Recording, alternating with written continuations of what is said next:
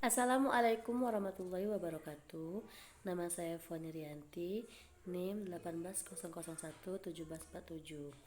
Baiklah, di sini saya akan menjelaskan materi-materi yang telah kita presentasikan pada semester 4 ya. Nah, video ini dibuat guna untuk memenuhi tugas ujian akhir semester mata kuliah pengembangan media dan sumber belajar. Oke, langsung saja. Yang pertama yaitu materi pengertian media dan sumber belajar. Apa sih pengertian media belajar? Nah, media pembelajaran itu adalah dapat dikatakan sebagai alat bantu pembelajaran, yaitu segala sesuatu yang dapat dipergunakan untuk merangsang pikiran, perasaan, perhatian, dan kemampuan atau keterampilan peserta didik, sehingga dapat mendorong terjadinya proses belajar. Nah, jadi fungsi media ini supaya memudahkan kita sebagai pengajar atau guru dalam mengajar. Jadi tidak susah lagi bila kita menunjukkan misalnya sesuatu yang bermedia, misalnya seperti gambar. Jadi kita tidak susah lagi ya. Jadi kita bisa menggunakan media sebagai mempermudah. Nah, yang kedua itu pengertian sumber belajar. Sumber belajar itu adalah segala daya yang dapat dipergunakan untuk kepentingan proses pembelajaran baik langsung maupun tidak langsung di luar diri peserta didik yang melengkapi diri mereka pada saat pembelajaran berlangsung.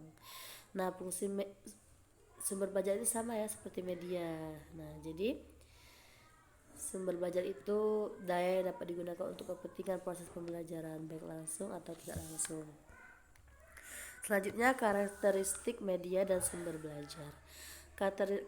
Karakteristik umum media dan sumber belajar adalah pesan yang sama dapat disebarkan ke seluruh siswa secara serentak. Penyajiannya berada dalam kontrol guru, cara penyimpanannya mudah, praktik, dapat mengatasi keterbatasan ruang, waktu, dan indera. Menyajikan objek-objek secara diam pada media dengan penampilan visual saja. Oleh karena itu, dalam pemilihan sumber belajar yang baik, perlu memperhatikan beberapa kriteria yaitu ekonomis, praktis, sederhana, mudah diperoleh, dan bersifat fleksibel atau luas, dan komponen-komponennya sesuai dengan tujuan pembelajaran. Jadi dalam pemilihan media itu kita harus media yang mudah, jangan mencari media yang sulit dicari. Misalnya kita berada di sekolahan yang ada di pelosok. Kita berada di sekolah yang ada di pelosok. Nah, kita seharusnya memilih media yang mudah didapat saja. Misalnya di sekolah kita itu belum ada proyektor atau yang fokus, jadi kita bisa menggunakan media yang berbentuk gambar saja ya. Oke, selanjutnya klasifikasi media.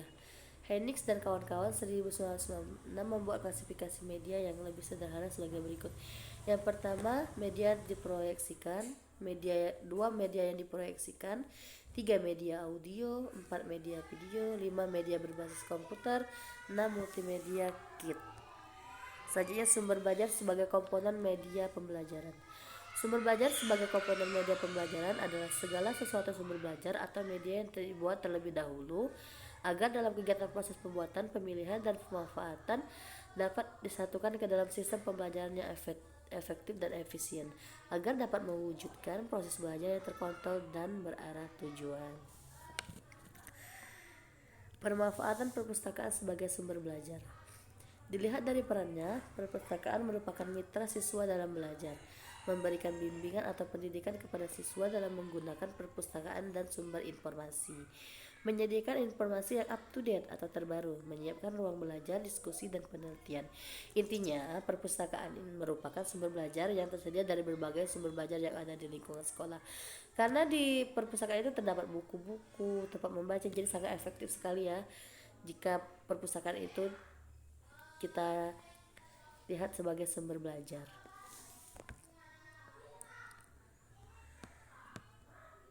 Selanjutnya, evaluasi pembelajaran. Evaluasi pembelajaran adalah suatu proses menentukan tingkat pencapaian tujuan pembelajaran yang telah ditentukan sebelumnya melalui cara sistematis. Langkah-langkah evaluasi pembelajaran: 1. Menyusun rencana evaluasi belajar. 2. Menghimpun data. 3. Melakukan verifikasi data. 4. Mengolah dan menganalisis data. 5. Memberikan interpretasi dan menarik kesimpulan. 7. Tindak lanjut hasil evaluasi. Selanjutnya, aplikasi media dalam pembelajaran PAI.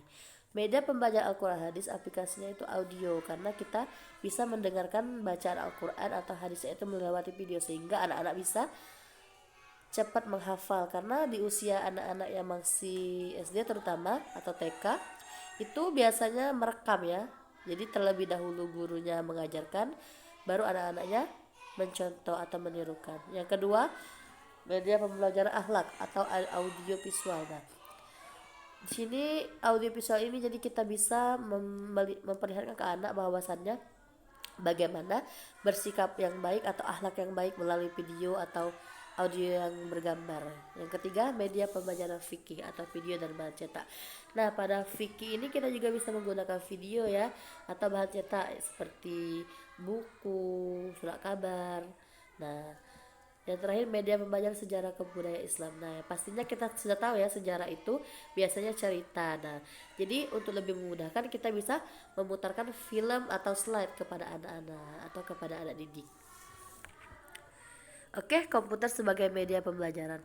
Komputer merupakan jenis media yang secara digital dapat menyediakan respon yang segera terhadap hasil belajar yang dilakukan oleh siswa. Komputer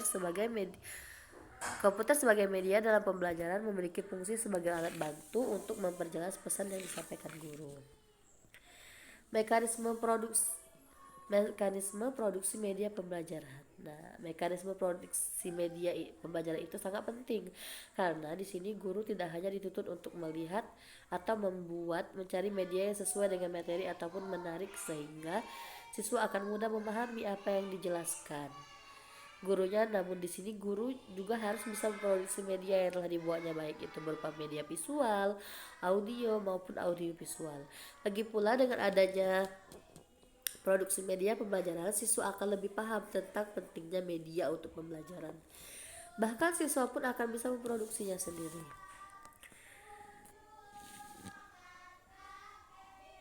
Di dalam memproduksikan media perlu mengetahui langkah-langkah untuk membuat media yang menarik seperti merencanakan, memproduksi, dan menilai. Memproduksi media pelajaran juga perlu ketelitian dan kemampuan yang cukup. Harus paham tentang dengan langkah-langkah memproduksikannya agar media yang kita produksikan itu sesuai dengan kehendak kita dan bermanfaat baik untuk pendidik maupun peserta didiknya.